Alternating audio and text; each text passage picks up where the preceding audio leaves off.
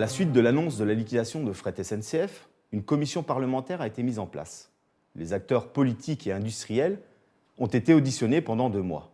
Les élus du CSE Fret ont voulu porter à votre connaissance les éléments forts de ces auditions. Évidemment, et je ne serais pas allé, on m'a posé aussi la question pourquoi le faire à ce moment-là, pourquoi pas plus tôt, pourquoi pas plus tard, je ne serais pas allé moi-même rencontrer les salariés, rencontrer les syndicats, écrire à l'entreprise, et je tiens évidemment à votre disposition l'ensemble des courriers, mais ils sont en partie dans les dossiers d'instances représentatives du personnel tels que le prévoit la loi.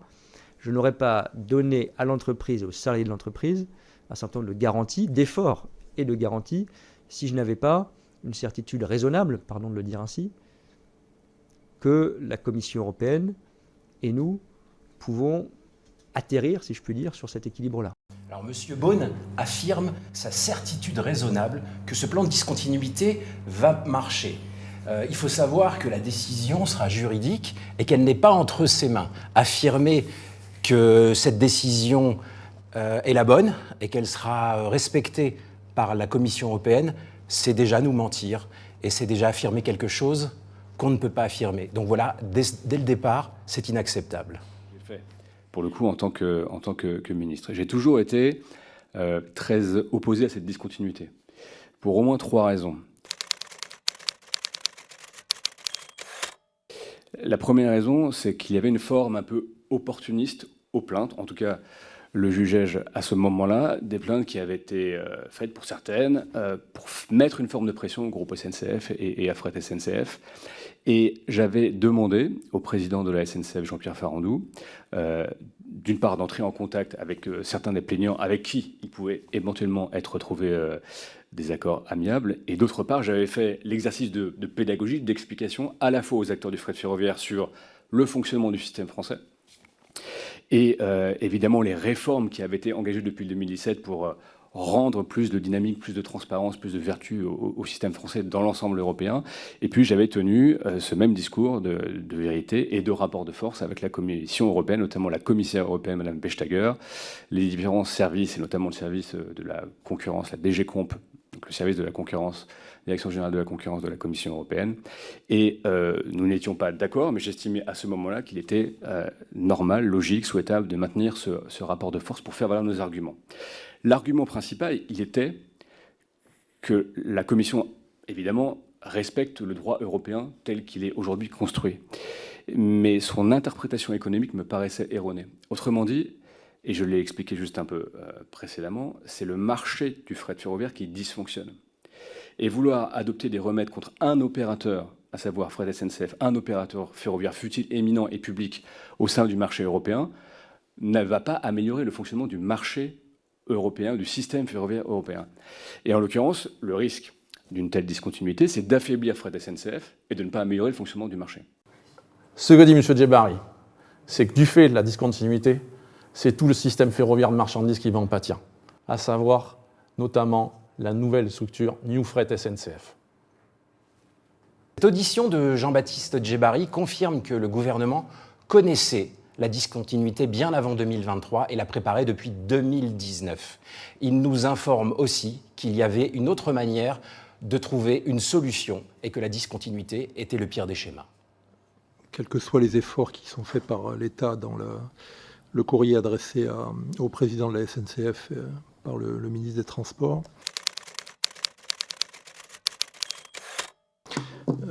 quand on connaît ce qui est le cas du groupe, l'ensemble du secteur privé ou public qui agit face à la concurrence et dans le cadre de contraintes environnementales notamment qui sont beaucoup plus fortes qu'avant, et c'est heureux d'ailleurs pour la protection de la planète, ce qui est proposé est injouable. Je veux dire, perdre le tiers du chiffre d'affaires dans une entreprise qui a déjà fait beaucoup d'efforts avec une diminution d'effectifs et une réduction des coûts qui a été extrêmement forte depuis des années. Je pense, d'autres l'ont dit et qui ont sans doute quelques autorités pour évoquer ce sujet-là. Je pense notamment à Louis Gallois. Mais ça paraît injouable à la fois en termes de retour à l'équilibre financier et puis en termes aussi de capacité pour les effectifs et les cheminots à supporter une nouvelle accélération des restructurations. Parce que quand vous perdez autant de chiffre d'affaires, il est clair que ça va modifier assez fondamentalement l'organisation de l'entreprise. Il y a une obsession d'ouverture à la concurrence du côté de Bruxelles, qui est à mon avis totalement incompatible avec l'atteinte des objectifs en matière de protection de l'environnement, qui est aussi affiché par les différentes commissions. Quand on regarde bien là, c'est une pression qui va rendre, à mon avis, le ferroviaire et le fret ferroviaire en grosse difficulté. Mais la pression est énorme, quoi. Et on ne peut pas à la fois dire que le ferroviaire est une des réponses aux enjeux de protection de la planète et imposer, oui, il y a eu des subventions publiques, mais il y en a dans d'autres éléments des mobilités, et c'est pour ça que je cite l'automobile, et il y en a chez les concurrents de l'Europe, hein, encore une fois, pas seulement de notre pays. Donc il faut trouver un équilibre. Et là, je trouve que l'équilibre n'est pas trouvé et que je vois franchement pas, hein, j'ai discuté beaucoup avec Stéphane là-dessus et j'ai regardé de près, j'ai eu l'occasion d'évoquer le sujet avec le ministre avant qu'il fasse la lettre qu'il a envoyée au président de la SNCF. Je pense que les perspectives sont trop optimistes. Franchement, je ne connais pas beaucoup d'entreprises, privées ou publiques, capables de supporter un choc pareil aussi brutal. Il ne faut pas se bercer d'illusions sur la capacité de l'entreprise, quels que soient ses efforts. Je pense à la fois aux efforts de la direction et aux efforts des salariés. Je pense qu'il ne faut pas se bercer d'illusions sur la possibilité d'atteindre des objectifs économiques de cette nature avec la cure qu'on lui impose. Alors, M. Ferracci, à travers cette vidéo, le dit très bien. C'est jugé injouable. Injouable en termes d'équilibre financier et injouable aussi en termes de réorganisation. Pour les élus du CSE Fret, les agents de Fret SNCF n'ont pas à subir les conséquences d'une gestion catastrophique de l'État depuis des années, conjointe avec la direction de la SNCF. Pour nous, les élus CSE Fret, ce plan de discontinuité est néfaste pour les cheminots.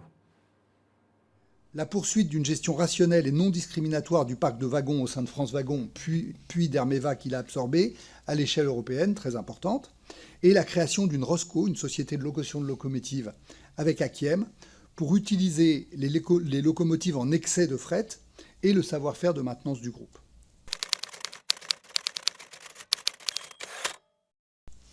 Bon, voilà à grands traits ce qui était notre vision. L'ensemble de ces axes ont été poursuivis pendant les années suivantes et font qu'aujourd'hui, si vous regardez les chiffres de Fret SNCF, on voit que Fret SNCF ne représente que 50% du chiffre d'affaires de la branche transport ferroviaire de la SNCF, transport ferroviaire de marchandises. Et donc, on voit quand même que ce mouvement qu'on avait initié, il s'est réalisé. On a 800 millions d'euros de chiffre d'affaires qui est aujourd'hui dans Fret et 800 millions dans d'autres entreprises en France ou à l'international.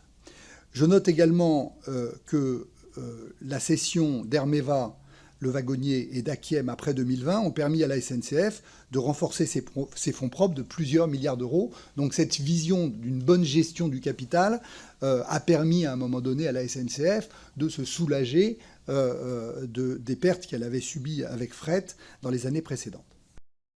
Les cessions d'Akiem et de Hermeva ont permis à la SNCF de renflouer ses fonds propres de plusieurs milliards d'euros sur le dos de Fret SNCF et de récupérer ainsi les pertes accumulées sur les années précédentes. Les élus CSE Fret considèrent que par ce moyen, Fret a remboursé une partie de sa dette.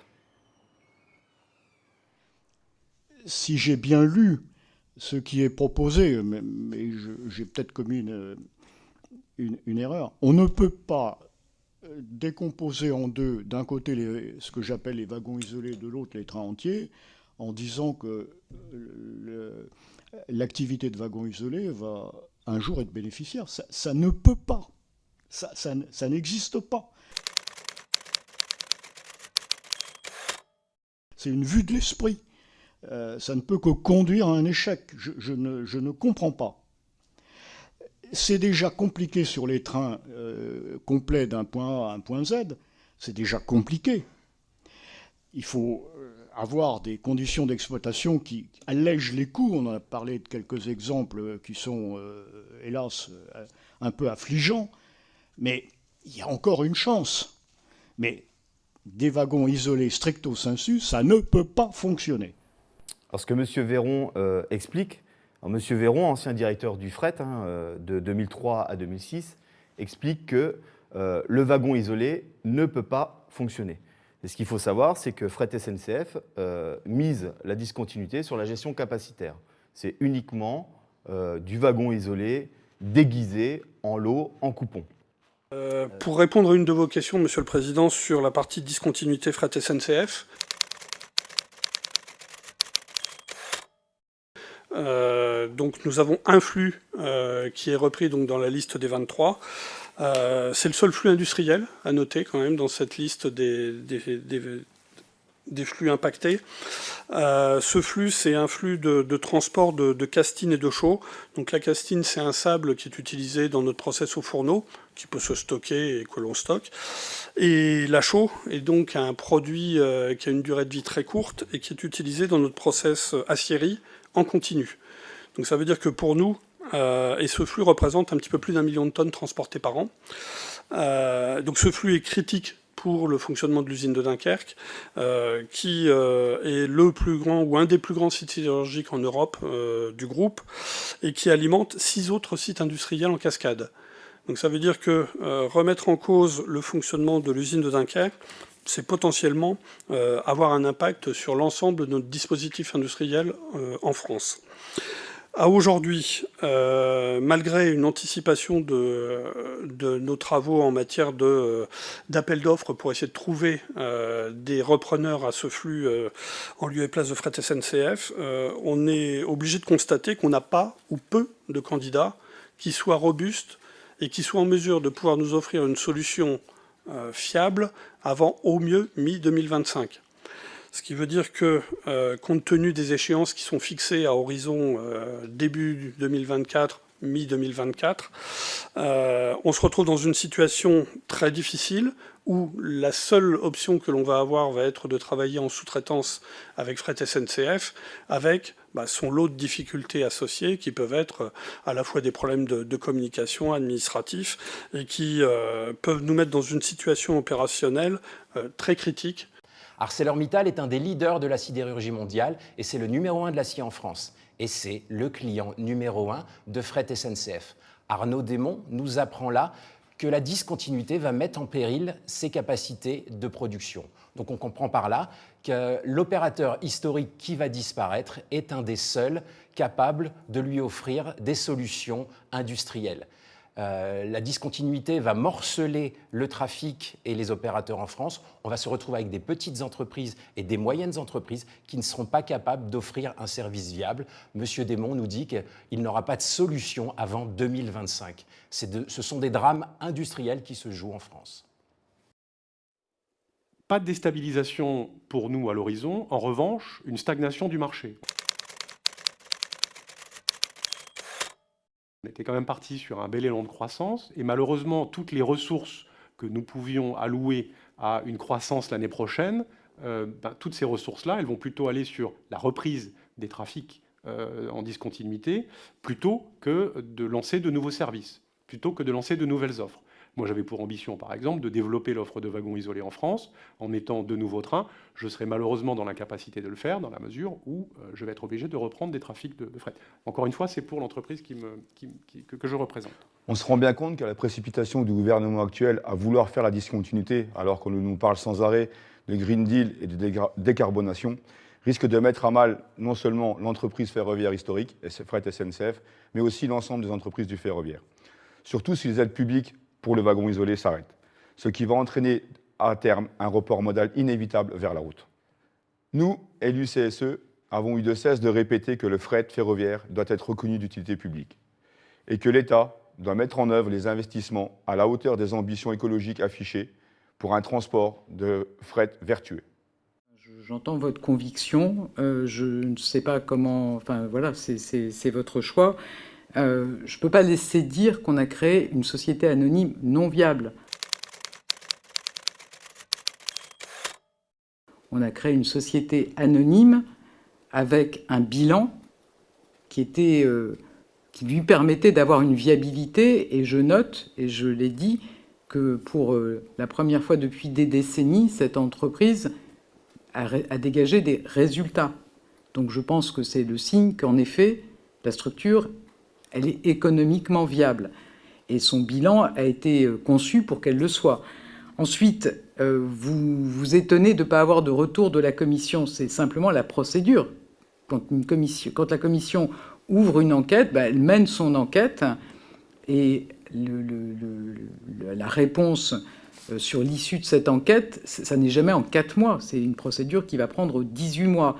Le ministre, qui a échangé en amont avec la Commission, a évoqué les lignes rouges et les points importants. Alors les points importants pour nous, sur l'absence d'impact au plan social, sur le fait d'éviter d'avoir un transfert modal au profit de la route, sur le fait de s'assurer qu'on avait une entreprise qui était viable. C'est sur cette base-là que le schéma a été conçu et qu'il faut le mettre en œuvre pour qu'au moment de clôturer son enquête, la Commission constate qu'il y a eu en effet la discontinuité. Mais voilà, il n'y aura pas d'échange dans le cadre de ces procédures ouvertes par la Commission.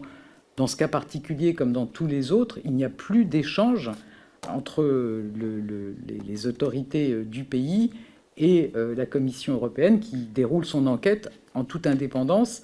Et c'est ce qui garantit aussi la sécurité juridique de la décision qui sera prise le moment venu par la Commission. Ce qu'il faut comprendre à travers cet extrait vidéo, c'est que la Commission ne demande pas à l'État et à la SNCF d'engager une discontinuité de l'entreprise Fret SNCF. Contrairement à ce qui est annoncé par la direction de Fret, la liquidation de Fret SNCF ne mettra pas fin à la procédure lancée par la Commission européenne. Les conséquences sociales seront naturellement dramatiques, puisqu'il y aura une renégociation des cadres sociaux des 2 futures entreprises. D'ailleurs, la direction de Fret SNCF est déjà impatiente d'entamer des discussions avec les différentes organisations syndicales. Nous, les élus du CSE Fret, nous ne laisserons pas faire et nous irons aux négociations et nous négocierons un cadre social de haut niveau. Nous sommes dans une annonce de plan de discontinuité. Une question a été posée sur quel crédit accorder à la parole. La parole de Madame la commissaire européenne, par ailleurs aujourd'hui quelque peu extraite. Monsieur le ministre nous a répondu sur ce point et il nous a dit « Mais n'attendez pas une lettre signée de la commissaire européenne pour nous dire « c'est bon, les sanctions sont levées ». Qu'est-ce qu'il nous dit, monsieur le ministre? Il nous dit « c'est à nous-mêmes, à l'exécutif français, au gouvernement, de mettre en œuvre ce plan de discontinuité. » Alors que votre ministre a écrit une lettre de commande au président Farandou, posant explicitement et engageant le plan de discontinuité, comment se fait-il que 4 mois plus tard, nous n'ayons pas de réponse, quelle qu'elle soit, d'appréciation de la Commission européenne? Car ce plan, il est engagé. Est-ce que vous négociez encore quelque chose qui ne serait pas encore au carré sur les lignes rouges, en particulier que votre ministre a évoquées? Voilà, la question à laquelle personne ne répond est enfin posée par le rapporteur de la commission d'enquête. Pourquoi, au bout de 4 mois, n'avons-nous toujours pas de réponse de la Commission européenne? Aucun assentiment, aucun aval. Eh bien, parce que rien n'a été décidé et que le gouvernement et la direction SNCF ont décidé de nous condamner avant le début d'un procès. La réponse de la ministre est nébuleuse, comme toutes les réponses de Madame Borne. Et finalement, le pire est engagé pour les cheminots de fret, et c'est toujours Hubert Wulfranc, le rapporteur de la Commission, qui lui a une définition claire de cette discontinuité qu'il explique dans l'extrait suivant. Ah oui, mais les résultats témoignent que la discontinuité, c'est CJ, la SA fret SNCF aujourd'hui. Donc, je suis convaincu que cette transformation de SA en EPIC, d'EPIC en SA, réunissait les conditions de cet enterrement de première classe auquel nous assistons aujourd'hui. Je vous livre ma conviction. Voilà, tout est dit. CJ Fret SNCF, c'est un enterrement de première classe. Adieu Fret SNCF. Alors, vous aurez compris que, au travers de ce plan de discontinuité,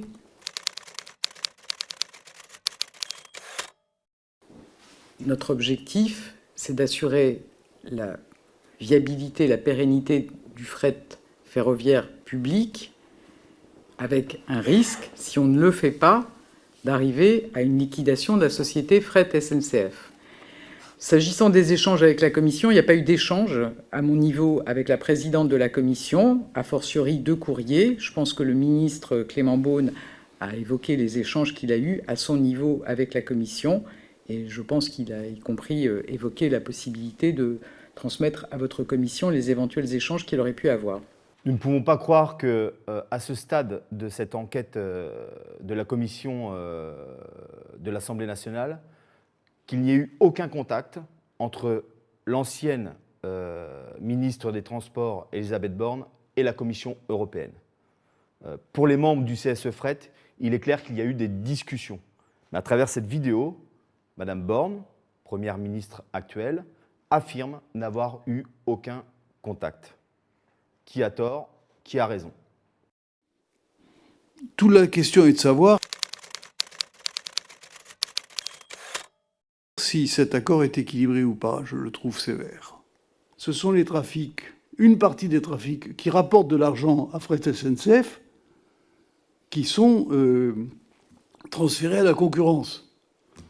Je ne pense pas que ça va faciliter la tâche de ceux qui ont redressé Fret SNCF. Mais je n'imagine pas, j'ai dirigé un certain nombre d'entreprises.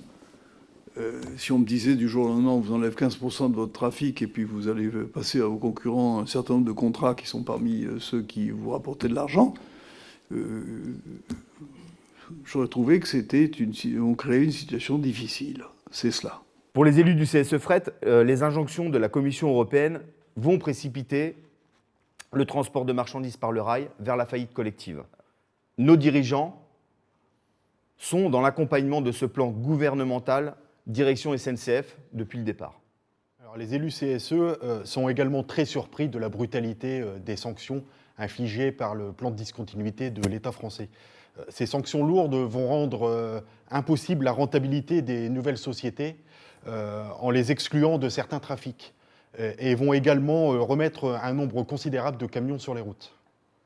Clairement, l'ancien président Louis Gallois nous dit que ça va être vraiment très très compliqué pour Fret SNCF, la nouvelle entreprise Fret SNCF, de survivre. Pour que le fret fonctionne, il faut des politiques publiques. C'est-à-dire qu'il n'y a pas du tout de politique publique, en particulier pour le wagon isolé, s'il est un peu livré à lui-même aux lois du marché. Un wagon isolé, c'est 40 tonnes, un camion, c'est 40 tonnes. Un wagon contre un camion, on voit tout de suite la souplesse du camion. Et dans d'autres pays où justement on a fait des choix d'engagement de politique publique en faveur du wagon isolé, ça a mieux tenu. Fret SNCF aussi, il y a un épisode qu'il faut citer, c'est l'ouverture à la concurrence. Elle est souvent rappelée d'ailleurs par les organisations syndicales, et ils ont raison, ça n'a pas été une réussite. Voilà. C'est-à-dire que le fait de dire il suffit d'ouvrir à la concurrence pour que le secteur se développe a été battu en brèche. Voilà, ça ne suffit pas. La concurrence peut-être avoir un effet de stimulation du marché si des politiques publiques créent les conditions de développement du marché. Voilà. Donc, si on cumule concurrence et développement, là, on a certainement une dynamique intéressante. Voilà. Mais si on ne fait que concurrence, là, on a un problème. Voilà. Nous, élus CSE, avons eu de cesse de répéter que le fret ferroviaire doit être reconnu d'utilité publique et que l'État doit mettre en œuvre les investissements à la hauteur des ambitions écologiques affichées pour un transport de fret vertueux. On peut voir à travers cette vidéo que le président de la SNCF actuelle nous dit que la concurrence n'est pas la solution et est le problème à la SNCF. La concurrence a été vendue aux cheminots il y a quelques années pour la faire venir dans notre secteur ferroviaire. Et les élus du CSE et du CE, à l'époque, n'ont cessé de combattre cette ouverture à la concurrence. Ce ne sont pas les élus du CSE Fret qui le disent aujourd'hui, hein. C'est le président de la SNCF qui dit que l'ouverture à la concurrence a été un échec. C'est une entreprise qui a un monopole, qui a encore, d'ailleurs un peu quand même, hein, une forte tendance à la centralisation, qui avait d'ailleurs, pour ce qui était de la marchandise, en face, beaucoup d'industries qui étaient organisées de la même manière. Donc les cultures se renforçaient un peu, quoi. Dans ces métiers-là, comme les marchés sont devenus assez volatiles, si vous voulez bien combiner rentabilité et développement, ou en tout cas survivre, il vous faut être proche de vos clients et très réactif. Les élus CSE ne cessent de le répéter depuis des années. Un fret ferroviaire efficace, c'est un fret proche des clients, avec des moyens décentralisés localement. La centralisation à outrance que nous vivons depuis des années ne peut pas être la solution. Donc, moi, en 2018, il m'est demandé par les pouvoirs publics, donc sous la houlette du SGAE, d'essayer de travailler à une solution. Et donc, nous regardons évidemment avec attention, c'est quoi les éléments d'une discontinuité. Donc, il y a un aspect de périmètre, il y a un aspect d'actionnariat, il y a des aspects d'actifs. C'est tout ça qu'on a regardé. Sur ces entrefaites, en 2019, quand même, alors, je ne sais pas l'initiative de qui, mais en tout cas, le ministère des Transports, la DGITM, lance une étude de discontinuité qui est confiée au cabinet McKinsey, voilà, qui a rendu une belle étude sur laquelle nous avons fait réponse, parce que c'était une étude qui ne garantissait ni la viabilité, ni le report modal. D'ailleurs, ils avaient un scénario B où la part modale du ferroviaire de marchandises tombait à 7%, quoi. Suite aux propos de Sylvie Charles, ancienne directrice du fret, le plan de discontinuité est ficelé depuis 2019. Ce ne sont pas les élus du CSE Fret qui le disent, c'est elle-même à travers cet extrait vidéo. Ce qui prouve bien que gouvernement et direction, main dans la main, ont mis un plan de discontinuité qui était commandé à McKinsey depuis 2019.